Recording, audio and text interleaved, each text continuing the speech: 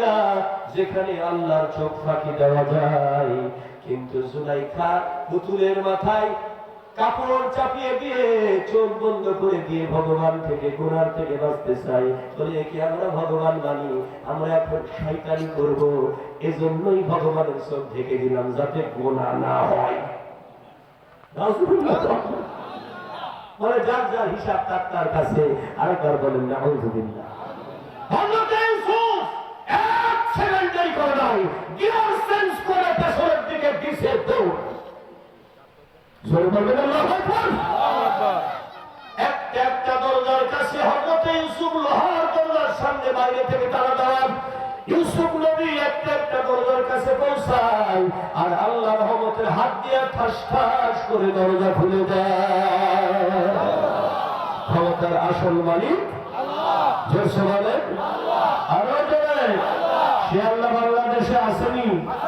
দুই হাত তুলে বলেন আছে। আল্লাহ কবুল করেন, জোরে বলেন আমিন।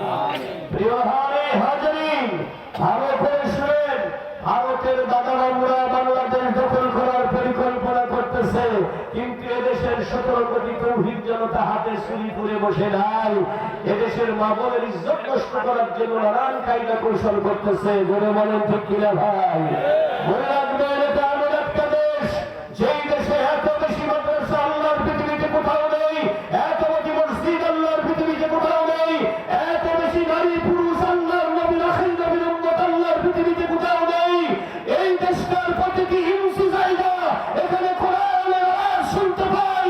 এই জমিনকে দখল করার জন্য যদি ষড়যন্ত্র করে মোকাবেলা হবে এই মুজিববাদের গোষ্ঠীকে, ভারতের দালালদেরকে ছাড় দেওয়া হবে না, হবে না, হবে না। জোরে বলেন ঠিক কিনা? আল্লাহু আকবার, আল্লাহু আকবার, আল্লাহু আকবার। ভারতের দালালরা হুঁশিয়ার সাবধান, হুঁশিয়ার সাবধান, ভারতের দালালরা আল্লাহু আকবার, আল্লাহু আকবার। আল্লাহ কবুল করেন, আমিন। আপনাকে শক্ত হতে হবে। নরমাল ইমান নিয়ে দেশে ঠিক থাকা যাবে না। ষড়যন্ত্র কিন্তু নরমাল হইতেছে না। ওরা যেমন মারাত্মক ষড়যন্ত্র করবে আর আমাদেরকে মারাত্মক প্রস্তুতি নিতে হবে। ঠিক কিনা?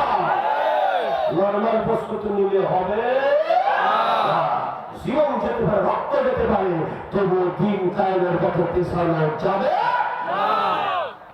খুব খেয়ালের বিষয়, হযরত ইউসুফের জীবন চলে যেতে পারে, কিন্তু তিনি শয়তানি কাজে আত্মসমর্পণ করে নাই, নিজেকে ছেড়ে দেয় নাই। ওই